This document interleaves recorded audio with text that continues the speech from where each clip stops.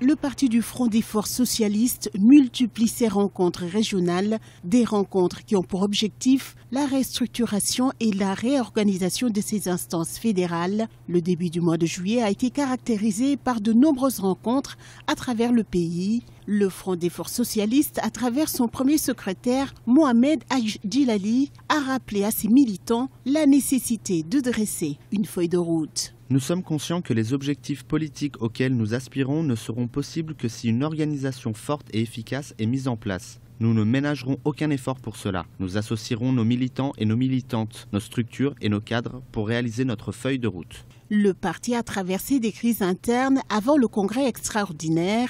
Ce parti de l'opposition, vieux de 55 ans, est sorti des entrailles de la révolution indépendantiste algérienne. Il connaît actuellement des tiraillements pour des guerres de repositionnement au sein du Conseil national et au niveau de l'instance présidentielle.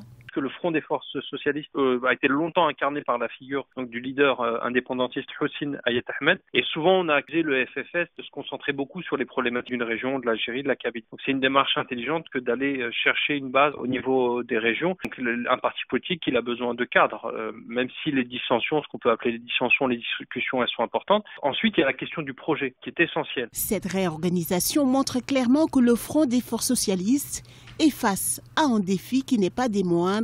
Il doit désormais resserrer les rangs pour donner plus de dynamisme au parti. À noter que la prochaine élection présidentielle est prévue en 2019.